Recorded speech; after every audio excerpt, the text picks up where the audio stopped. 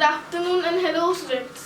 आज हम कुछ वोकैबुलरी वर्ड्स पर डिस्कस करेंगे। उनमें से फर्स्ट है डेसिनियम।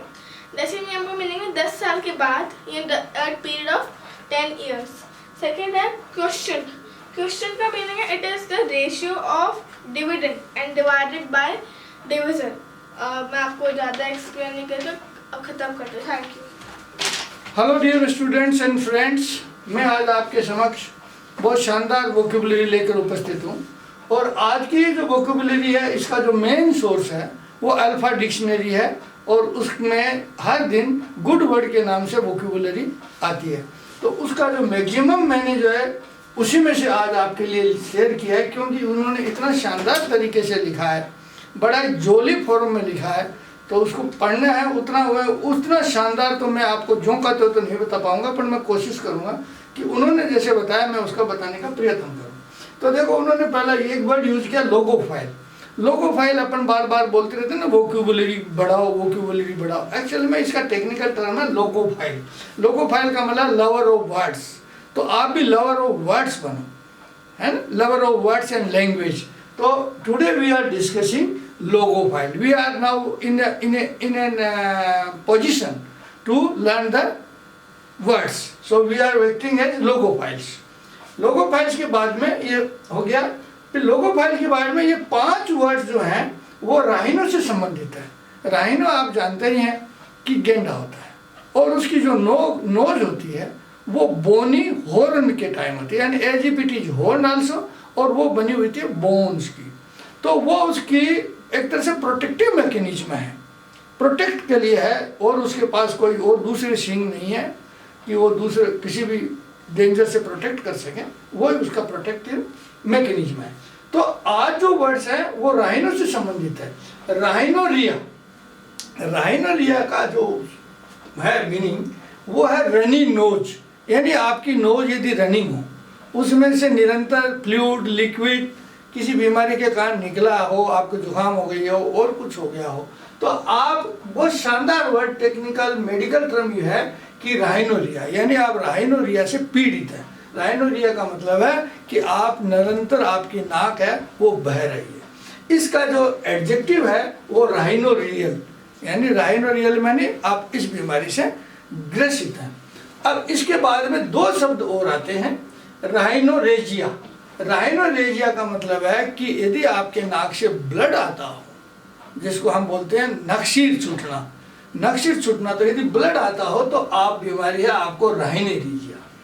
और यदि आप अपनी जो है दादी की जैसा दिखना चाहते हो, नाक है ना, नाक आपका ऐसा लगे कि आपकी दादी की जैसे दिखे, आपकी मम्मी का जैसा नहीं दिखे, तो आप कृपया राइनोप्लास्टी करा सकते हैं। राइनोप्लास्टी का मतलब है नोज की आपकी जो है वो आप थोड़ा मेडिकली उस नाक को एंगल सेट करा सकते हैं, ताकि आपकी जो नोज है आपकी दादी की जैसी लगे, आपकी मम्मी की जैसी नहीं लगे।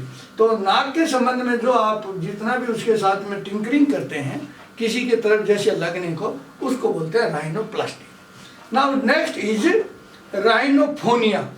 राइनोफोनिया, आप कई आदमियों को सुना होगा बोलते हुए, वो ऐसा लगता है कि वो जीभ से नहीं बोल रहे हैं, वो नाक से बोल रहे हैं। उनकी नसल साउंड है वो ज़्यादा प्रोमिनेंट होती है, जैसे कि वो कोई नाक से बोल रहे हैं, यानी उनका कोई घंटी नहीं बजा रहे हैं, नहीं वो सीटी बजा रहे हैं, परंतु वो बोल रहे हैं। तो नाक से जब बोलते हो, नाक की ऐसी ध्वनि निकलती हो, नसल साउंड निकलती हो, तो उसको हम बोलते हैं राइनोफोनिया। तो मैंने आपको ये जो 5 शब्द सिखाए हैं ये बड़े शानदार टेक्निकल शब्द हैं, और अल्फा डिक्शनरी से मैंने जैसा कि आपसे रिक्वेस्ट किया है, बताया है कि मैंने उस डिक्शनरी से उठाए हैं, क्योंकि ये बहुत शानदार वर्ड्स हैं। अब उसी के साथ में ये लोगो फाइल था, तो लोगो फाइल का मतलब है लवर ऑफ वर्ड्स। अब 2 वर्ड्स और आते हैं, पेश की कंडीशन। पेश की का मतलब है कि कोई ऐसी कंडीशन जिसमें आप निरंतर इरिटेट हो रहे हो, आप परेशान हो रहे हो। जैसे कि मान लो मच्छर है, मच्छर आपके कभी इधर आता है, कभी उधर जाता है, कभी आपके कान के पास बोलता है, कभी कान के पास बोल करके आपके जो हाथ, जो जिस हाथ से आप लिखते हैं उस हाथ को आपको काटता है।